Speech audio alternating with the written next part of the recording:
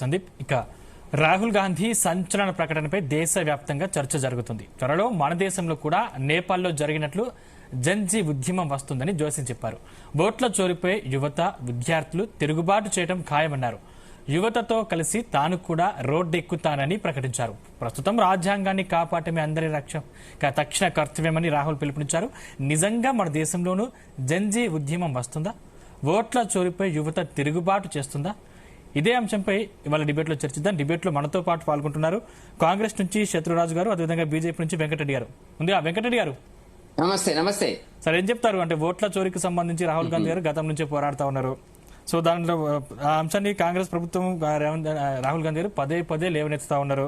ఎన్నిసార్లు లేవనెత్తినా కూడా దాంట్లో నిజంగానే వాస్తవం లేదంటారా?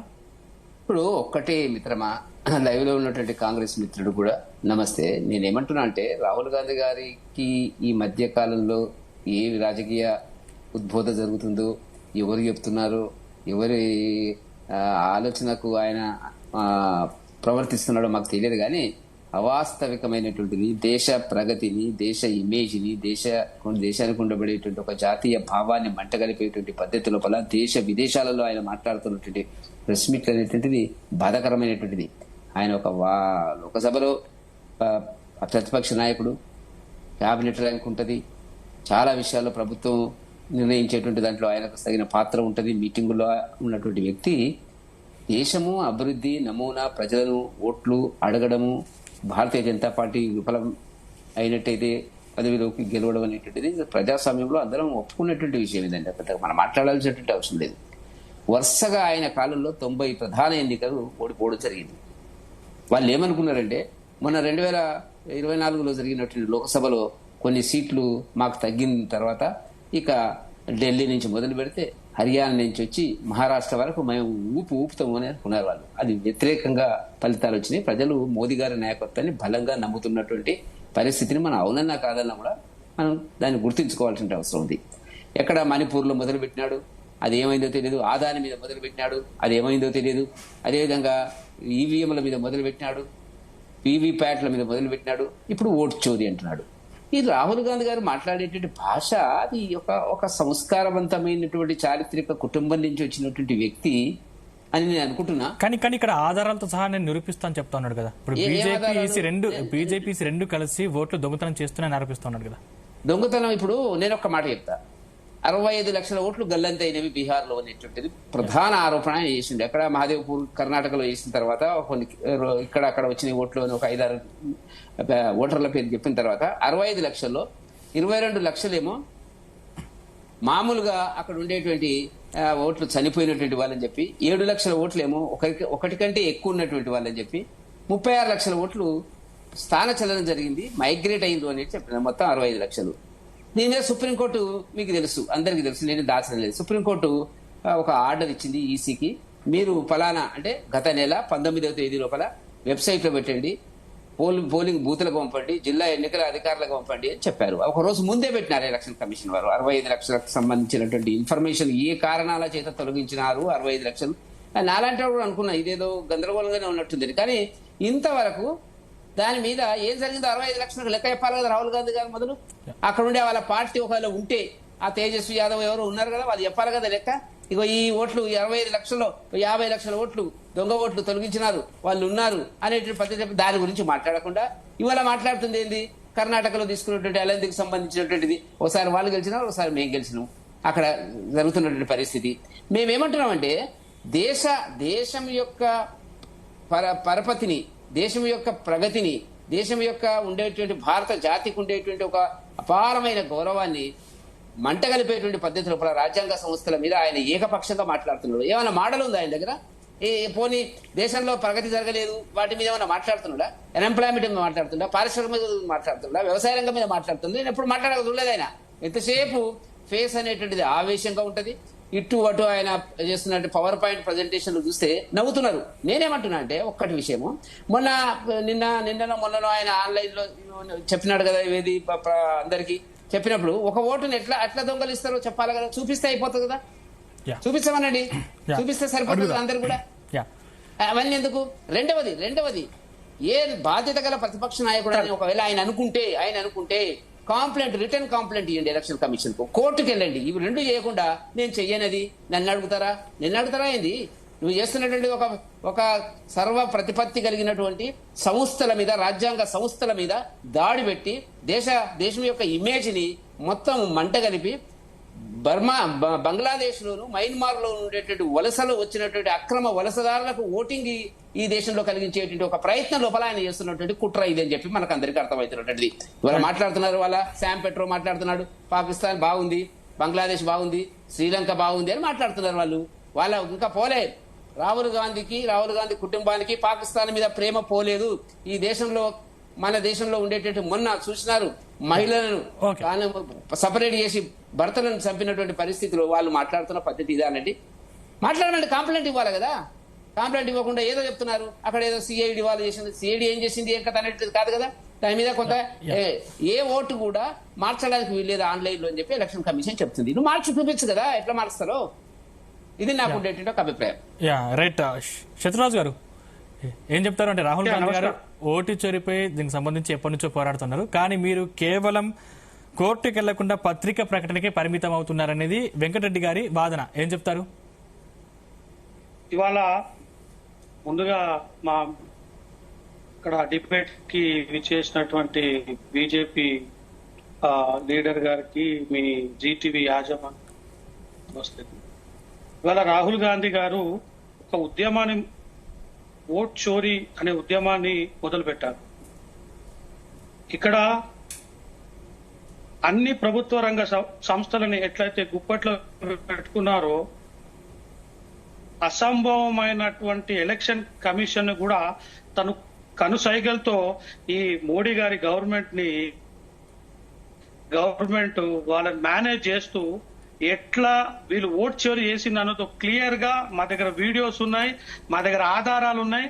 అవి మీ అందరికీ మీరు కూడా చూసుకోవచ్చు. మీ అందరికీ పర్సనల్ గా ఎప్పుడైనా టైం ఇస్తే 1 hour presentation, power point presentation తో సహా, విత్ ప్రూఫ్ తో సహా ఇస్తామండి. ఇవాళ ఎందుకు నేపాల్ లాగా ఇక్కడ జరుగుతుందని అంటే, నిజంగా అసహనంతో ఉన్నారండి ప్రజలు, ప్రజలు కూడా ఉద్యోగాలు లేక. తర్వాత వినిపిస్తుందా అండి? కానీ మీరు ఇక్కడ బంగ్లాదేశ్, నేపాల్ తరహా భారత్ లో కూడా అశాంతి సృష్టించాలని ప్రయత్నిస్తున్నారని బీజేపీ వాదన.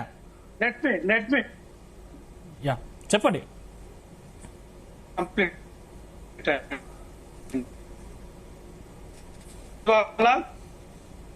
ఒక్కొక్క ఓట్లు కూడా మా నేత సబ్మిట్ చేయడం జరిగింది.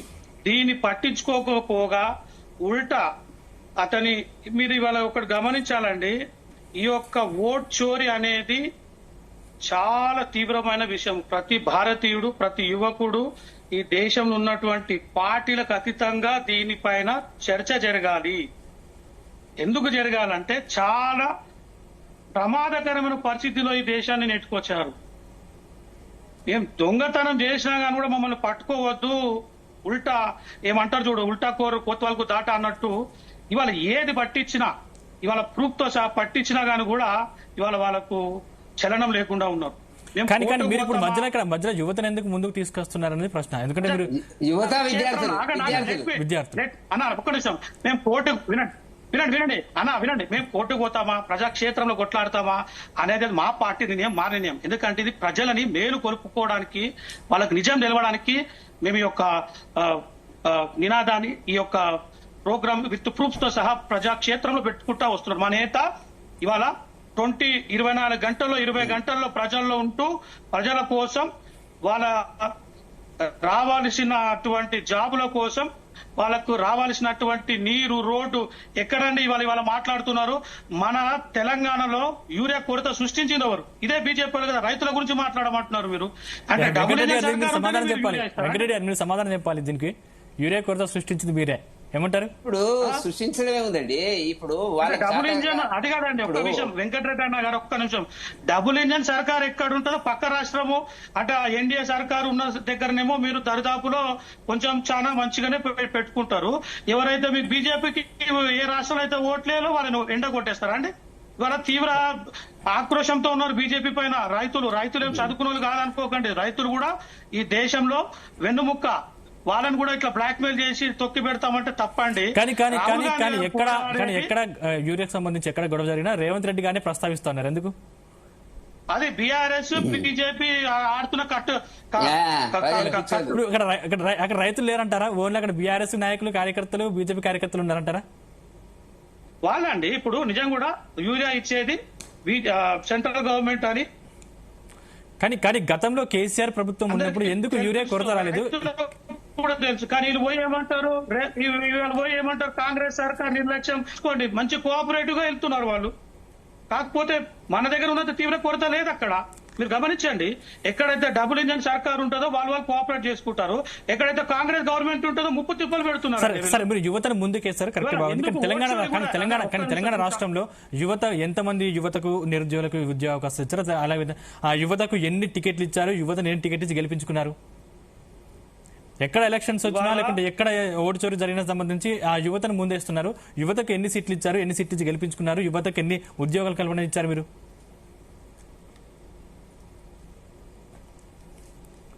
శత్రురాజ్ గారు,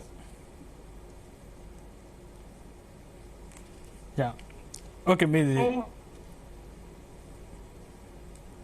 మీ నెట్వర్క్ ప్రాబ్లం ఉంది శత్రురాజ్ గారు, మీ దగ్గరకు వస్తాను. వెంకటరెడ్డి గారు, పెద్ద పీట వేసేది మా కాంగ్రెస్ పార్టీకి వచ్చింది ఓట్ చోరీ గురించి. వచ్చింది ఓట్ చోరీ అనే సమస్యని మనం దాని గురించే గాంధీ గారిని దేశ వ్యాప్తంగా యువత ముందు ఉండి అతని ప్రధానమంత్రిని చేస్తారు. మీరు అనుకోకండి ఏదో ఓట్ చోరీది ఏదో మాట్లాడేసి మేము మాటలతోటి దబాయించి చేస్తామనంటే కాదు. మీరు మొన్న చూడండి సార్, వాళ్ళ యాటిట్యూడ్ చూడండి. ఇది పాయల్గామ్ లో పిట్టలు కాల్చినట్టు కాల్చిరండి మన భారతీయుల్ని. ఆ గాయం మరొక ముందుకే వాళ్ళతో ఎవరండి మిమ్మల్ని బొమ్మన ఆక్రోశంతో ఉన్నారు? ఎవరు బొమ్మన్నారు మిమ్మల్ని? ఎవడన్నా పాకిస్తాన్ ఇండియా మ్యాచ్ చూసిరా? ఏమనంటే పొద్దునేస్తే దేశకి భక్తి అన్నట్టు ఇది ఆ దేశభక్తి మీది. ఇది వెంకటరెడ్డి చేసుకొని చెప్పు, మన జరిగిన సంఘటన ఎంత బాధ అనిపించింది. అవునా కదా? మనం కూడా ఆలోచించాలి. మీరు మీ హైకమాండ్ అడగాలి, అరే గాయం తగ్గలేదు, సింధూరాన్ని అంత పెద్ద అప్ చేసిర్రు, మళ్ళీ పోయి వాళ్ళతో మ్యాచ్ ఆడతాను. ఎవరికండి రావాల్సిన ఆ క్రికెట్ పైన రెవెన్యూ తీసి వాళ్ళ ముఖం మీద కొట్టాల్సింది. ప్రగతి వైపు అని అంటే దుష్మన్తో ఆడితేనే ప్రగతి. ఆ టీఆర్పీ రేట్ల కోసం అమిత్ షా గారి కొడుకు సాటిస్ఫై చేయడానికి. నేననేది కాదు, దేశవ్యాప్తం అంటుంది. ఇది మా పార్టీకి సంబంధమైన విషయం, అది దేశానికి సంబంధించిన విషయం. ఇది దయచేసి మీరు ఆలోచించాలి. ఇవన్నీ కడిగి పాడేయాలి మీరు. వాళ్ళని దేశభక్తి అని అంటే మీరు బ్యాన్ పెట్టండి, మీరు బ్యాన్ పెట్టండి పాకిస్తాన్ తో మ్యాచ్ ఆడొద్దు అని చెప్పేసి. అంటే మీరు వాటర్ ఇవ్వలేరు. एक साथ हमारा मोदी जी का रनर एक साथ खून और पानी नहीं बहता అని చెప్పేసి एक साथ क्या अपना क्रिकेट और खून बह खेल सकते हैं क्या अपना दुश्मन से? अरे अपना माँ बहन की इज्जत लुटाए उन लोगों ने. పిల్లలని చిన్న చిన్న ఆడలని వాళ్ళని హిందువులా కాదని చెప్పి మీరే చెప్పారు కదా అండి, పిట్టలు కాల్చినట్టు ఇప్పి చూసి కాల్చేసిరా అని చెప్పేసి. ఎక్కడ పోయినా ఎంతమంది రెచ్చగొట్టిరు, ఎంతమంది యువతని మీరు రోడ్డు మీద తీసుకొచ్చిరు ఆ రోజు. మరి అదే యువతకు మీరు సమాధానం చెప్పాలండి. ఎందుకు ఆడారు మ్యాచ్? ఎవరు ఆడమన్నారు చెప్పండి. రైట్ వెంకటరెడ్డి గారు, ఇప్పుడు ఒకటి మిత్రుడు సబ్జెక్టును పక్కకు తీసుకుపోయి మాట్లాడితే ఇది ఎక్కడికి కొలిక్కి రాదు. మనం మాట్లాడుతున్నటువంటిది ఓటు చోరీ అనేటువంటిది మనకు సంబంధించినటువంటిది. రాహుల్ గాంధీ గారికి ఒక మానసిక సంఘర్షణ అనేటువంటిది ఆయనలో ఉన్నటువంటిది. ఈ జన్మలో కూడా నేను ఈ దేశంలో నేను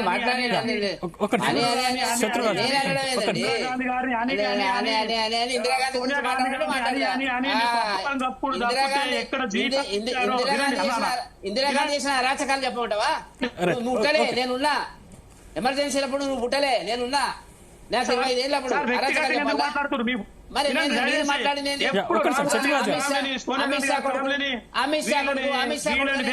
క్రికెట్ సంబంధించి ఏసీసీ చేతిలో ఉంటుంది. మాట్లాడి మీరు జన్మలో కూడా గెలవరు. అది ఎందుకు అట్లా రాసి పెట్టింది మీకు అంతే. నేనేమంటున్నా అంటే చౌకీదార్ చోరు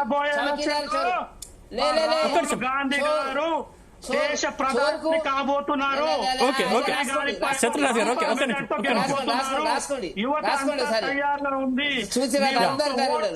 గెలవండి, రేపు బీహార్ లో గెలవండి, బీహార్ లో గెలవండి. దమ్ముదైన ఉంటే వచ్చింది కదా, ఎన్నికలు వచ్చినాయి కదా, గెలవండి మీరు.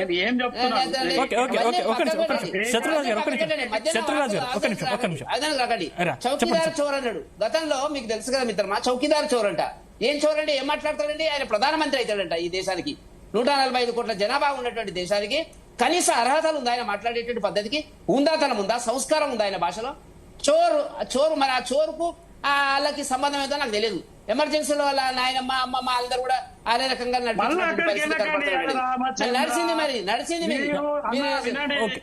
ఎప్పుడు ఇందిరా గాంధీ, సోనియా గాంధీ, నెహ్రూ మీకున్న రాలే కదా కుటుంబ పార్టీ. రైతులకు ఏం చేయగల దేశం దేశం తెలుసా? బ్రహ్మాండంగా ప్రపంచంలో మనం ఓటు చోరికి సంబంధించి మాట్లాడాలి. శత్రురాజు గారు ఒక నిమిషం మీరు ఆగండి, నేను మళ్ళీ మీతో మాట్లాడతాను. శత్రురాజు గారు నేను మీకు టైం ఇస్తాను, నేను నీకు అవకాశం ఇస్తాను. శత్రురాజు గారు అవకాశం ఇస్తాను. ఒక్క నిమిషం శత్రురాజు గారు నేను మీకు అవకాశం ఇస్తాను. శత్రురాజు గారు ఒక్క నిమిషం శత్రురాజు గారు మీకు అవకాశం ఇస్తాను. శత్రురాజు గారు మీరు ఆగండి, ఒక్క నిమిషం మీరు ఆగండి. ఒక్క నిమిషం మీరు ఆగండి, మీకు అవకాశం ఇస్తాను. మీరు ఆగండి. రైట్, వెంకటరెడ్డి గారు ఎడిటర్ గారు 1 minute ప్లీజ్ ఒక్కటే సెకండ్, హాఫ్ సెకండ్. దయచేసి ఈ గాంధీ ఫ్యామిలీని, ఇందిరాగాంధీ గారిని, చనిపోయినటువంటి వీళ్ళందరినీ దయచేసి వాళ్ళు తిట్టుకుంటూ మీ పబ్బం గడిపోకండి. ప్రతి గ్రూపులలో, ప్రతి సోషల్ మీడియాలో వాళ్ళు చచ్చిపోయి నేనైనా కానీ కూడా ఏం చేసి మీరు అని అంటే ఇందిరాగాంధీని తిట్టడం, వాళ్ళు చేసిన పాలనని కొనసాగిస్తున్నారు.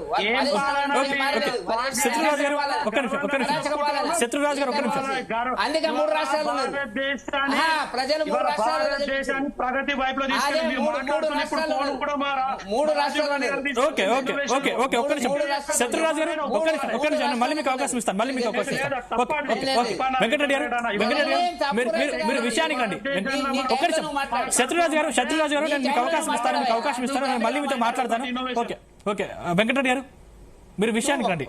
ఒక్కటి నేను విషయానికి వస్తాను. ఆయన మధ్యలో ఆపమని ఆయన టైం ఇవ్వండి, మాట్లాడి 2 నిమిషాలు టైం ఎక్కువ ఇవ్వండి, మాట్లాడి నాకు సబ్జెక్ట్ మాట్లాడే అగో మళ్ళీ శత్రురాజు గారు సబ్జెక్టే మాట్లాడుకుందాం. శత్రురాజు గారు సబ్జెక్టే మాట్లాడుకుందాం. ఓట్ చోరీ అనేటువంటిది ఒక అసత్య ప్రచారంలోకి తీసుకొచ్చేటువంటి పద్ధతిలో రాహుల్ గాంధీ అందరి ఓటు ఉందండి. బీహార్ లో తిరిగిండండి, మోటార్ సైకిల్ మీద తిరిగితే ప్రజలు ఏమనుకుంటారు తెలుసా? నా అందరూ చాలా ఛానళ్లలో వచ్చింది, నా ఓటు నాకే ఉంది, చోరు ఎక్కడ జరిగింది అంటున్నారు. మన పక్క రాష్ట్రంలో వైసీపీ ప్రభుత్వం శత్రురాజు గారు ఒక్క నిమిషం మన పక్క రాష్ట్రంలో వైసీపీ ప్రభుత్వం కూడా ఆరోపించింది.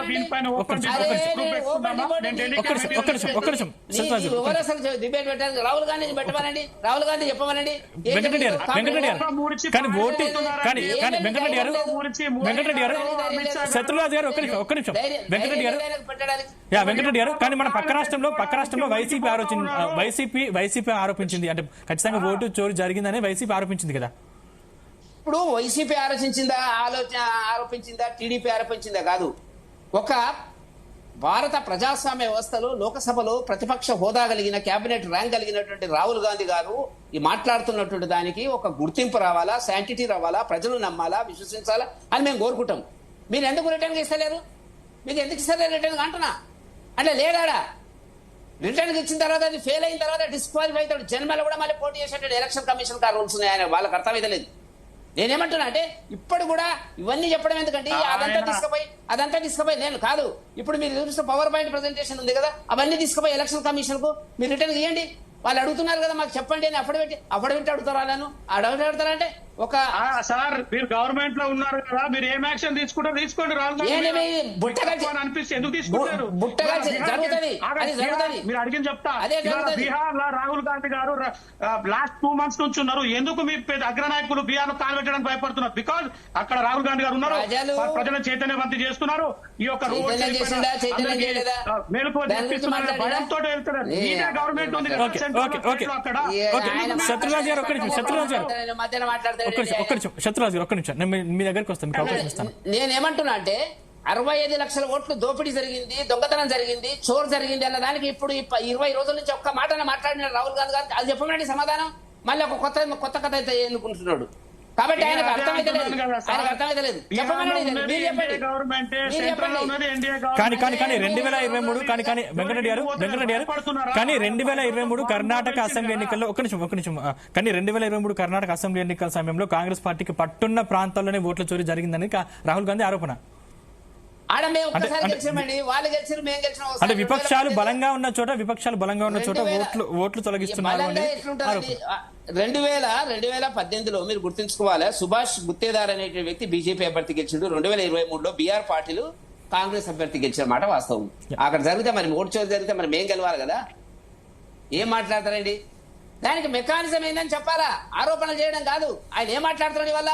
దేశద్రోహ పరిస్థితులను మాట్లాడుతున్నాడు. ఆయన ఏం మాట్లాడుతున్నాడు?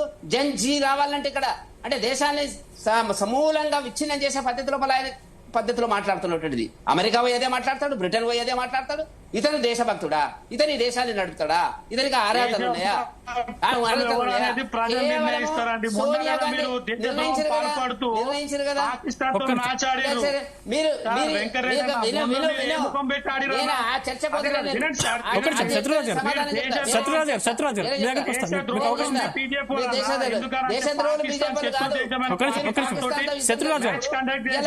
మీ అడ్వైజర్ మీ పార్టీ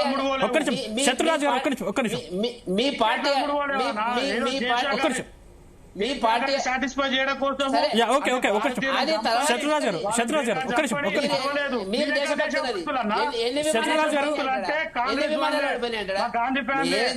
అదే పాకిస్తాన్ భక్తులు మీరు.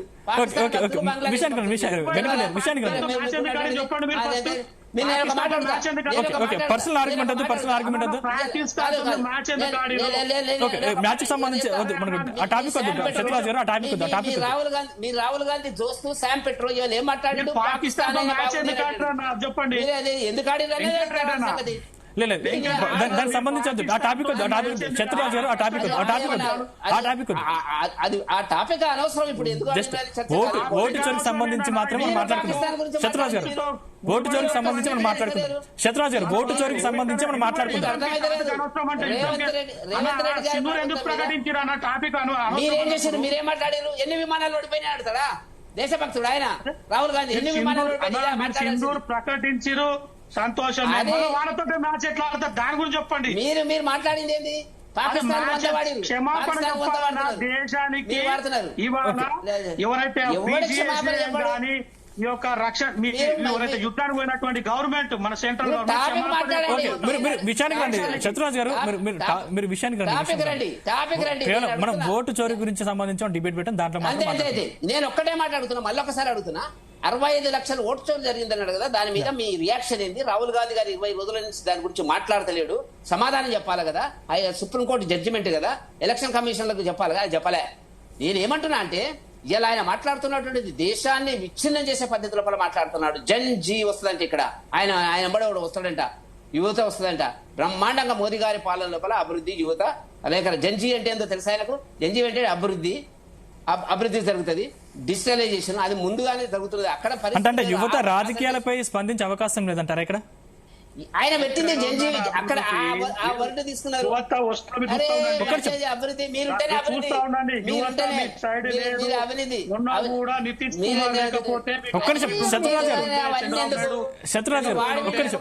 రాసి పెట్టుకుంటాం. మేము బాగా రాసి పెట్టుకుంటాం. మీరు రండి, అధికారంలోకి రండి. యువత ఉంటే ఓట్లు పడుతున్నాయి.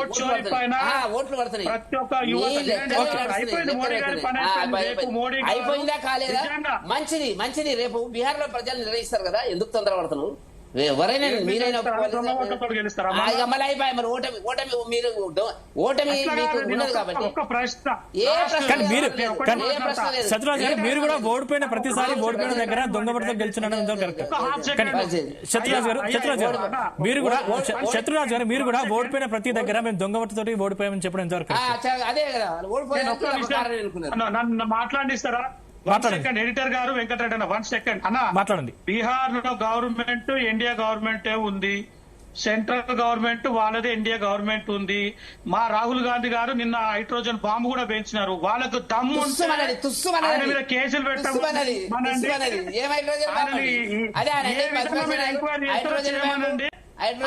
దేశానికి జవాబుదారీ, దేశాన్ని కాపాడబోయే, అదే దేశం అంటే చట్టసభలో కాదు. అందుకే ఎన్నిసార్లు క్షమాపణ దేశానికి ఎన్నిసార్లు క్షమాపణ కూడా ఈ యువత మొత్తం రాహుల్ గాంధీ గారితో ఆయన మాట్లాడారు సార్, ఆయన మాట్లాడండి. అంటే గతంలో కాంగ్రెస్ పార్టీ యువతను ముందు పెట్టి ఏమైనా ఉద్యమాలు చేస్తారా? మా నాయకుడు యా, రాహుల్ అంటే గాంధీ గతంలో కాంగ్రెస్ పార్టీ యువతను ముందు పెట్టి ఏమైనా ఉద్యమాలు చేస్తారా? కేవలం ఈ టైంలో ఎందుకు యువతను ముందుకు లాగుతున్నారనేది ఇక్కడ ప్రశ్న. ఆయన డిపాజిట్లు కూడా రావాలకు, అది కానీ పోతే. Yeah, right. ఏం నాకు అర్థం కాలేదండి. అంటే కాంగ్రెస్ పార్టీ ఎప్పుడైనా యువతను ముందు పెట్టి ఎప్పుడైనా ఉద్యమాలు చేసిందా? ఇప్పుడే ఎందుకు యువతను ముందు పెడుతున్నారని ఇక్కడ ప్రశ్న.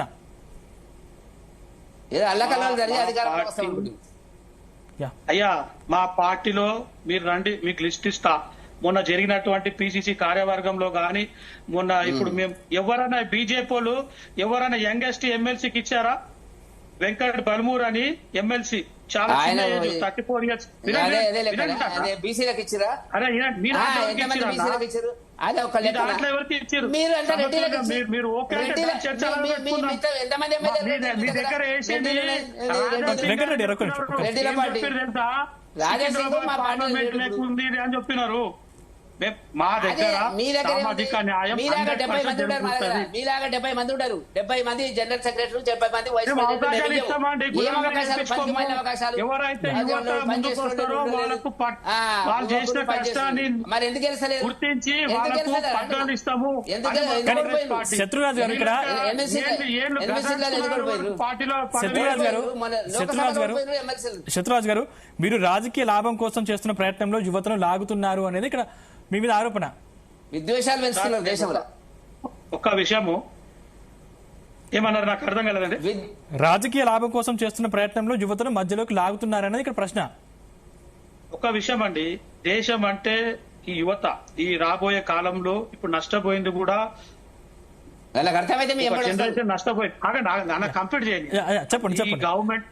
ఈ గవర్నమెంట్ లో బీజేపీ గవర్నమెంట్ లో గత 12 ఏళ్ల నుంచి కూడా నష్టపోయింది యువత. చాలా మంది పీజీలు చేసి ఇంజనీరింగ్లు చేసి చాయ్ కొట్టు పెట్టుకొని బజ్జీలు అమ్ముకుంటూ ఉన్నటువంటి యువత ఇవాళ రాహుల్ గాంధీ గారి కోసం, ఆయన నాయకత్వం కోసం ఎదురు చూస్తా ఉంది.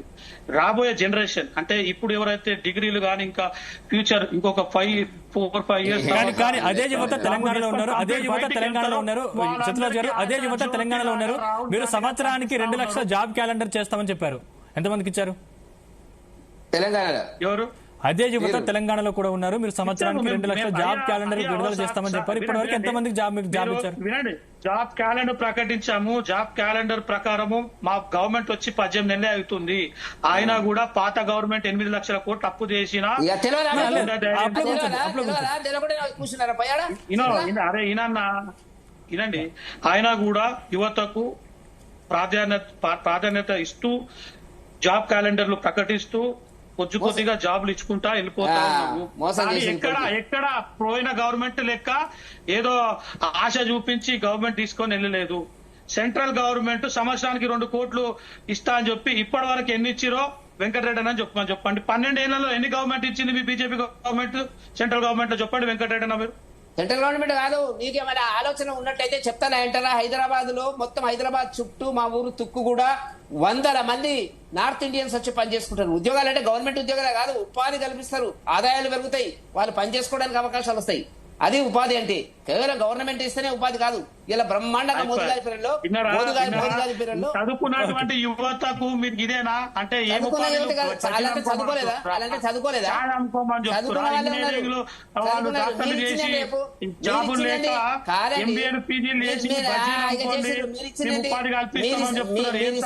మీరు ఇస్తే దేశంలో అమిత్ షా కొడుకు అమిత్ షా కొడుకు చర్చ ఎందుకండి ఇక్కడ? అమిత్ షా కొడుకు ఎందుకు మనకు మీరు తెలంగాణలో మీరు ఏమిచ్చారో చెప్పు. ఇదిగో మీ బడ్జెట్, మీ మేనిఫెస్టో ఇది చూపిస్తున్నా. మీ మేనిఫెస్టో 2 లక్షల ఒక్క ఉద్యోగం నోటిఫికేషన్ ఇన్ని లక్షలలో అప్పులు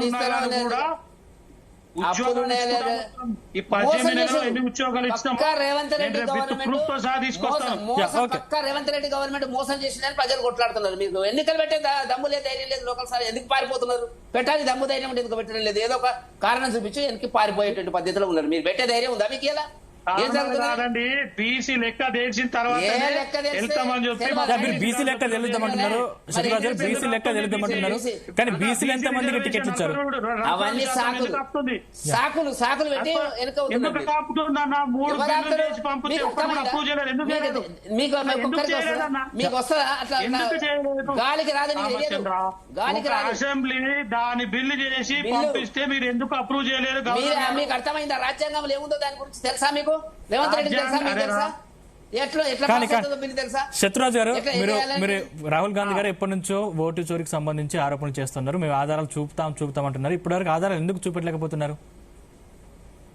ఎందుకు చూపించలేదండి? అంటే కేవలం దాని ఆరోపణలు మాత్రమే బీజేపీ భావిస్తుంది. కోట్ల పెట్టి ఎలక్షన్ కమిషన్ నేను ఒక్క ప్రశ్న అడుగుతా అన్న, నన్ను ప్రశ్న అడిగింది, మీరే జవాబు చెప్తే ఎట్లా అన్న? ఒక్క సెకండ్ మీరు అడిగారు కదా ఎడిటర్ గారు. హలో చెప్పండి వినిపిస్తుంది. హలో, వినండి. ఏ రోజైనా ప్రధానమంత్రి గారు ప్రెస్ కాన్ఫరెన్స్ పెట్టినారా విదేశాలకు వెళ్ళి వచ్చి? లేదా ఇదే ఓట్ చోరీ పైన ప్రెస్ కాన్ఫరెన్స్ పెట్టినారా? ఏంది పెట్టేది? మీరు మాట్లాడితే అదే ఎందుకని కాదు, వినండి అన్న. మీరు అబద్ధాలు ఇవాళ మాట్లాడితే మేము మాట్లాడము. రాహుల్ గాంధీ గారు ఓపెన్ గా ప్రజల్లోకి వచ్చి ఏం ప్రజలు ఓట్ చోరీ ఉన్నారండి? జరిగిందని ప్రెస్ అరే కాన్ఫరెన్స్ నువ్వు- పెట్టినారు. మీదే గవర్నమెంట్ కదా, 65 మీదే లక్షలు గవర్నమెంట్ కదా, మీరు యాక్షన్ 65 తీసుకోండి. లక్షలు. చూపిస్తాడా అని అంటే ఏందో? ప్రజలు యాక్షన్ తీసుకుంటారు, ఒక్కొక్కటి చెప్తారు. కానీ మీరు ఇక్కడ ఏం చెప్తారు? న్యాయ సలహా తీసుకుని కోర్టుకి వెళ్ళేది కోర్టుకి వెళ్ళలేదు. పత్రికా ప్రకటనలకు ఎందుకు పరిమితం అవుతున్నారు? బీజేపీ వాదన. వెళ్తారు ఆయన నాకు సంబంధం లేదు, రాబోయే కోర్టుకి ప్రధాని వెళ్ళాడు. ఇవాళ దేశాన్ని రక్షించాలనే భావనతోటే ఈ దేశాని కోసం పోరాడుతున్నటువంటి వ్యక్తి రాహుల్ గాంధీ గారు. ఈ అమ్మకపోతే దేశంలో బయట- జరుగుతున్న అన్యాయాలని ఇవాళ ఈ దేశంలో జరుగుతున్నటువంటి అమెరికాలో అన్యాయాన్ని ఏం మాట్లాడాడు? వెలికితీసి ప్రజల్లోకి అమెరికాలో చూపిస్తున్న దేశం గురించి బాధ్యత ఆయనది మాట్లాడాడు, కాబట్టి ఆయన ఆయన చూపిస్తున్నారు. జాతీయ భావం లేదండి. ఉందండి, ప్రజా కోర్టులో తెచ్చుకుంటాం మేము. సరే, ప్రజా కోర్టులో తెలుసు. తెచ్చుకున్న తర్వాత ఓకే అంటే న్యాయ వ్యవస్థ మీద మీకు నమ్మకం లేదా శత్రురాజు గారు? నమ్మకం ఉంది సార్. ప్రజలు. ప్రజలకు తెలవాలి కదా, రాహుల్ గాంధీ పర్సనల్ విషయం కాదు ఇది. పర్సనల్ కోర్టు కూడా ప్రజలను మేలు కొలుపుతాం, తర్వాత కోర్టుకు పోతాం, కోర్టుకి మేము సబ్మిట్ చేసాం ప్రూఫ్ అని. శాశ్వతంగా. ఓపెన్ గా పవర్ ప్రజెంటేషన్ ఇస్తుంటే చదువుకోలేరు అండి బీజేపీ వాళ్ళు. అబద్ధాలు ఓపెన్ అబద్ధాలు ఆడితే అట్లా వస్తది. ఓకే వెంకటరెడ్డి గారు, మీరు కంక్లూడ్ ఇవ్వరా? ఇప్పుడు ఒక్కటండి, ఒక గౌరవప్రదమైనటువంటి పదవిలో ఉన్నటువంటి వ్యక్తి 99 సీట్లు ఏదో వచ్చినట్టున్నాయి వాళ్ళకు, మంచిది, సంతోషం. ఒక అపోజిషన్ లీడరు గాలికొచ్చింది, నోటికొచ్చింది, బురద జల్లుకుంటే దేశం మీద, రాజ్యాంగ సంస్థల మీద. ఇక వీళ్ళుంటేనే రాజ్యాంగ సంస్థలు, లేకపోతే లేవనే పద్ధతిలో మాట్లాడుతున్నటువంటిది ప్రజలు జాగ్రత్తగా గమనిస్తున్నారు. కర్రు వాల్చి వాత పెడతారు రేపు బీహార్ లో. వాళ్ళు మాట్లాడుతుంది ఏంటంటే దేశాన్ని విచ్ఛిన్నం చేయడానికి యువకులంతా రోడ్ల మీదకి రండి, కొట్టాడండి, అక్కడ జరిగినట్టుగా మాట్లాడుతున్నటువంటిది. నేపాల్లో ఏం జరిగిందో అది చెప్తున్నాడు ఆయన. ఇప్పుడు ఇదానండి ఒక బాధ్యత గల ప్రతిపక్ష నాయకుడికి ఉండవలసిన అర్హతలు ఉన్నాయండి? నేను అడుగుతున్నా ఇవాళ. అదే మాట్లాడాల్సింది. మాట్లాడి సమస్యల మీద మాట్లాడు. ఆయన ఉంటాడంట, నేను మీ వెనకాల ఉంటా. సమస్య మీదనే అంటే మాట్లాడుతున్నారు అండి. ఆయన ఏమనుకుంటున్నారంటే ఇక రేపు కానీ ఇక్కడ సిఈసి జ్ఞానేష్ కుమార్ కావచ్చు, లేకపోతే రాజ్యాంగ సంస్థలు కావచ్చు, ఇక్కడ నరేంద్ర మోదీ గారు గుప్పెట్లు పెట్టుకున్నారనేది కాంగ్రెస్ వాదన. ఇక వాళ్ళు చేత కాకపోతే అదే మాట్లాడతారు. ఇప్పుడు కంప్లైంట్ చేయడానికి ధైర్యం లేనటువంటి వాళ్ళు రాజ్యాంగ సంస్థల గురించి మాట్లాడే నైతిక హక్కు ఉందా వాళ్ళకు? నైతిక హక్కు ఉందా? ఎన్ని కంప్లైంట్లు ఉన్నాయో నేను అడిగిన దానికి సమాధానం వినండి, చెప్పండి. వినండి. ఒక్క నిమిషం శత్రురాజు గారు, మీతో మాట్లాడతాను. వినండి. శత్రురాజు గారు మీతో మాట్లాడతాను. ఒక్క నిమిషం. One minute please. మీరు అడిగిందని చెప్తున్నాను వినండి. ఇవాళ కేవలం రాహుల్ గాంధీ గారు ఒక్కరే కాదు, యువత దాదాపు అందరూ 30-40 కోట్ల యువత కలిసి కదిలి అప్పుడు సుప్రీం కోర్టుకు కూడా వెళ్ళి ఈ దేశాన్ని కదిలించి ఇవన్నీ రాసుకోండి. కదిలించి రాసుకోండి, రోజు రాయండి. గతి చూడాలి ఉద్యమం అంటే ఏంటో చూపిస్తాం. రోజు రాయండి. అదంతా ఎందుకు తొందరపడుతున్నారు? ప్రజలు తీర్పులు ఇస్తూనే ఉంటారు. ప్రజలైనా తీర్పిస్తే ఒకటి ఏమనుకుంటారంటే రేపు బీహార్ లో గెలిస్తే ఓటు చోరు అంటారు, ఇంకో దగ్గర గెలిస్తే ఓటు చోరు అంటారు. వాళ్ళు గెలిస్తేనేమో ఏమో ఓటు చోరు కాదు, కర్ణాటకలో గెలిస్తే కాదు, ఇక్కడ గెలిస్తే కాదు, వాళ్ళ మమతా బెనర్జీ గెలిస్తే కాదు, స్టాలిన్ గెలిస్తే కాదు. వాళ్ళు కాంగ్రెస్ లో మీకు దరిద్రం ఎవరు యాక్సెప్ట్ చేసే పరిస్థితి లేదు. మీ మిత్రపక్షాలు మిమ్మల్ని నాయకుడి కింద తీసుకునే పరిస్థితి లేదు. మీ ఒక నాయకుడు మీరు చెప్పిండ్రా, ఇగో మొత్తం అన్ని ఇండియా గ్రూప్ అంతా కలిసి రాహుల్ గాంధీ ప్రధానమంత్రి అని చెప్పే ధైర్యం ఉందా మీకు? ఎవడు నమ్మతాడండి మిమ్మల్ని? ఏదో అరుచుకుంటా పోండి, ప్రజలు మేము రాహుల్ గాంధీ గారు ఎప్పుడు, రాహుల్ గాంధీ ఫ్యామిలీ ఎప్పుడు ప్రధానమంత్రి కోసం మీరు కంక్లూడ్ ఇవ్వండి శత్రురాజు గారు, మీరు కంక్లూడ్ ఇవ్వండి. సోనియా గాంధీ గారికి అంటే సోనియా గాంధీ గారికి అవకాశాలు ఉన్నటువంటిది కూడా త్యాగం చేసి మన్మోహన్ సింగ్ గారికి ఇచ్చినటువంటి త్యాగగనుల చేసిందా? కుటుంబం అది. దయచేసి అందరికీ ప్రధానమంత్రి తెలుసు. కోసం కాదు, ఇది దేశ రక్షణ కోసం ఆమె ఎందుకు పోరాటం వెళ్ళిపోయింది? చేస్తున్నటువంటి వ్యక్తి రాహుల్ గాంధీ గారు, ప్రియాంక ఆమె గాంధీ గారు. ఎందుకు చేసింది? వీళ్ళకి ఎవరికి ఇక అదేనండి. పదవి గాంధీ మీద గారేనండి. వ్యామోహం లేదు, లేదు. లేదే ముగ్గురు. మాట్లాడకండి ప్లీజ్. ముగ్గురు వ్యక్తిగతంగా మాట్లాడకండి. మీరు చెప్పండి, మీరు చెప్పండి. ఇప్పుడు ఎండిపోతున్నారు కదా ముగ్గురు ఎంపీలు. రాహుల్ గాంధీ గారికి ఇంట్లో రాహుల్ గాంధీ గారి చేతులు ఎందుకు సోనియా- ఓడిపోవడం అని సోనియా గాంధీ గారి కుటుంబంలో ముగ్గురు ప్రధానమంత్రి గారు ఎంపీలు. మోదీ గారు ముగ్గురు ఎంపీలు వెళ్ళిపోతున్నారు కదా. పదవి నెక్స్ట్ మీ ప్రధానమంత్రి ఎవరు చెప్పండి. ఎవరు వెళ్ళిపోతారు? ఎవడు వెళ్ళిపోడు? 2029లో 5 అయిపోతుంది, రిటైర్మెంట్ అయిపోతున్నాం అనే కదా ప్రకటిస్తున్నారు. ఎవ్వడు లేదు. మేము చెప్పాలి కదా, నువ్వు చెప్తావా? మాది 2029లో మోదీ గారి నాయకత్వం లోపల మరొకసారి ఎన్నికలకు, జమిలీ ఎన్నికల కోసం దమ్ము ధైర్యం ఉంటే మీరు ఎదుర్కోండి. యా, దీనికి సమాధానం చెప్పండి శత్రురాజు గారు. జమిలీ ఎన్నికలు చెప్తున్నాము, డీలిమిటేషన్, మహిళా రిజర్వేషన్. ఎలక్షన్ లో జమిలీ ఎలక్షన్ అందుకే అంటారు మీరు. జమిలీ ఎలక్షన్ అందుకే అంటారు. ఓట్ చోట్ల గెలిచి పేర ప్రతిపక్ష జమిలీ ఎన్నికలే పారిపోతారు. అవునండి. జమిలీ అంటే పారిపోతారు. వినండి అందుకే కదా ఈ ఓట్ చోరీ అనేది బట్టబయలైంది.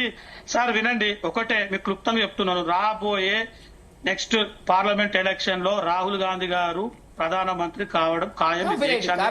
దేశాన్ని రక్షించుకోవడం ఖాయం. యావత్ యువత రాహుల్ గాంధీ కానీ యువత ఒక్కరే పోరాడితే, యువత ఒక్కలే రాహుల్ గాంధీ వెనుకుంటే ప్రధానమంత్రి కాలేరు. శత్రురాజు గారు, యువత ఒక్కలే పోరాడితే, యువత ఒక్కతే రాహుల్ గాంధీ వెనుకుంటే మాత్రం రాహుల్ గాంధీ కాలేదు. ఎవరు నమ్ముతారండి? యువత అంతా మోదీ గారి వాయిస్ సరిగా వస్తలేదు. మీ వాయిస్ సరిగా వస్తలేదండి. యువత వెనుకున్నంత మాత్రాన రాహుల్ గాంధీ ప్రధాని కాలేరు. రైతులు ఉండాలి, నిరుద్యోగులు ఉండాలి, ఉద్యోగులు కేవలం ఉండాలి. యువతనే కాదు, నేనేం చెప్తున్నాను వినండి. కేవలం యువతనే కాదు, రైతులు కూడా ఇవాళ వీళ్ళు పెట్టినటువంటి టార్చర్, ఇది యూరియా కోసం పెట్టినటువంటి టార్చర్ గాని రైతుకి యూరియా అయినటువంటి రైతు భరోసా పరిపాలిస్తుందండి. రైతుకి ఏమో యూరియా అయ్యారు. రైతు భరోసా అన్ని వర్గాల వారు బీసీలకు పెద్దపీట కాదు. రైతు భరోసా గెలిపించుకుంటది. 2 వాయిదాలు ఎగ్గొట్టిరు కదా, ఫీజు రింబర్స్మెంట్ ఎగ్గొట్టిరు కదా, అన్ని ఎగ్గొట్టడే కదా మీరు చెప్తున్నది. చెప్పింది ఏంది, చేసింది ఏంది? మీ మేనిఫెస్టో రాసింది ఒకటి, చేస్తుంది ఒకటి. వినండి, అక్కడికైనా ఇక్కడ రాకండి. మరి నువ్వు అంటున్నావు కదా, ప్రశ్నకు ఒకటే మాట. నువ్వు యూరియా ఎందుకు రాహుల్ గాంధీ గారు వినండి ఎందుకు ప్రధాన నేను చెప్తున్నాను. యువతకు ఉద్యోగాలు ఇవ్వట్లేదు బీజేపీ పార్టీ. కిసాన్ రైతులకు యూరియా రైతులకు యూరియా ఇవ్వట్లేదు. మీరు ఇవన్నీ మీరు అన్ని చెప్పుకోవాలి. ఇవ్వాల్సిన బాధ్యత వారిపోయింది, తీసుకురావాల్సిన బాధ్యత మీపై కూడా ఉంది. ఇవ్వాల్సిన బాధ్యత వారిపై ఉంది, తీసుకురావాల్సిన బాధ్యత కూడా మీ పార్టీపై ఉంది. కరెక్ట్. మేము మమ్మల్ని ఎవరు అంటే అక్కడ బీజేపీలు పట్టించుకునేది. ఎన్నిసార్లు అక్కడికి వెళ్ళి మా మంత్రులు వెళ్ళి అక్కడ ఎన్నిసార్లు రిక్వెస్ట్ చేసినా కేవలం ఎన్డీఏ పరిపాలిత పెద్దన్న లాంటి సఖ్యత ఉంది కదా. నరేంద్ర మోదీ పెద్దన్న లాంటి సఖ్యత మీకు ఉంది కదా. పార్లమెంట్ లో మా ఎంపీలందరూ కొట్లాడి యూరియా కోసము. మీ 8 మంది ఎంపీలు ఎవరైనా కొట్లాడి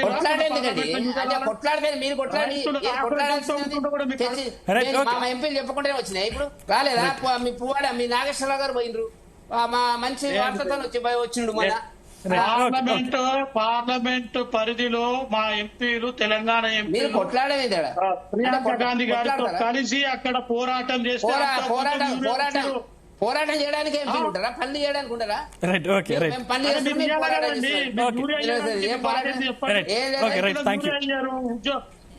ఉద్యోగాలు ఇయ్యారు.